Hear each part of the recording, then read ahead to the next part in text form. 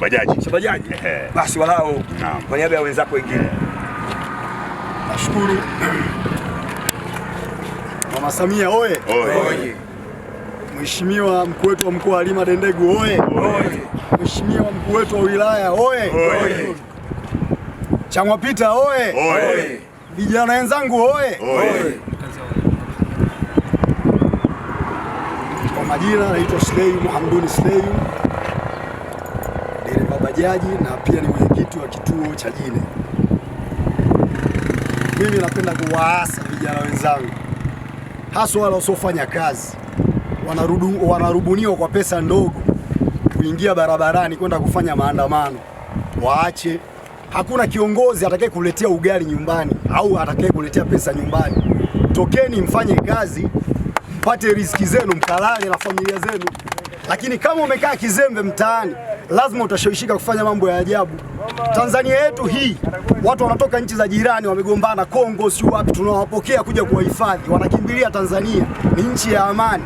Alafu leo tunakuja Tanzania yetu tunataka tuichafue tena na sisi. Tena sisi wenyewe kwa mikono yetu na akili zetu, vichwa vyetu, tunaichafua nchi yetu. Naombeni jamani, naombeni. Tanzania, siongei na Singida peke yake, naongea na nchi yetu yote. Naomba tudumishe amani yetu, turudishe amani yetu iliyopo tangu azia mambo mazuri. Tusidanganyike na mitandao. Tumeelewana jamani? Tusidanganyike na mitandao. Naombeni, narudia tena kuomba. Naombeni vijana wenzangu.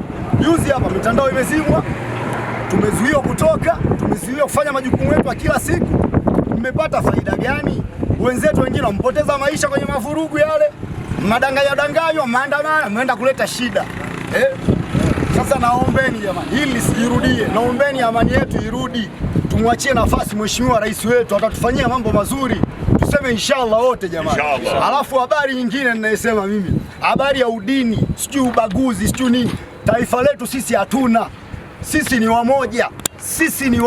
Sisi wote ni wamoja. Tuungane, tushikamane kwa pamoja.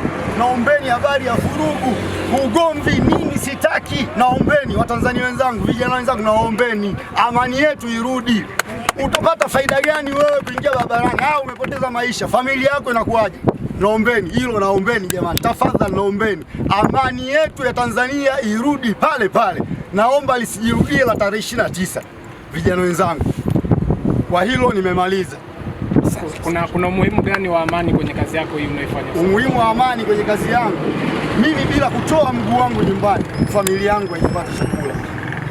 Leo hii zikatokea vurugu, tunaambiwa tutulie nyumbani, waonekane wale ambao wanaleta vurugu ili washughulikiwe, wachukuliwe hatua za kisheria. Sawa, mimi nyumbani kwangu watoto wangu wananililia njaa, baba njaa zinauma, wanasinyaa.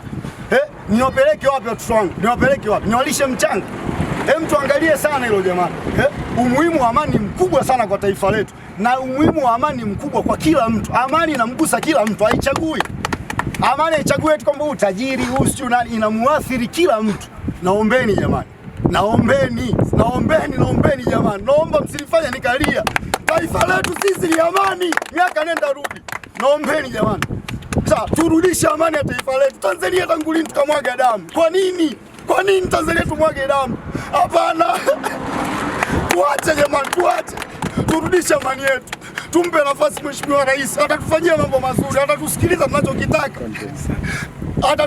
tunachokitaka, atatekeleza. Tumpe nafasi mama ana huruma. Mwenye uchungu ni mama, anaingia leba ni mama. Haiwezekani mama kubali sisi tunateseka na nyanyasika. Anataka tutengeneze mambo mazuri. Sasa tusitake haraka. Miaka alikuwa anamalizia ilikuwa ni miaka ya mzee, hii ya kwake. Tumpe nafasi. Vurugu haina faida kwetu. Nisikilizeni, vurugu haina nafasi kwetu. Vurugu hazina nafasi. Hatuwezi kufanikiwa kwa vurugu. Kongo hapa, matajiri wana kila kitu, lakini mpaka leo hii wanaishi kama ndege, karuko huku karuko. Hapa Tanzania wamejaa Kongo, tumewapokea. Ndugu zetu, jirani zetu. Kwa nini? Na sisi nataka tuanze kukimbia. Tutakimbilia wapi Tanzania? Kama Kongo wanakuja Tanzania, sisi twende wapi? Tuache kabisa hiyo. Naombeni tafadhali. Naongea kwa uchungu. Uchungu na taifa langu. Na uchungu na familia yangu. Familia yangu inataka iteseke. Sawa?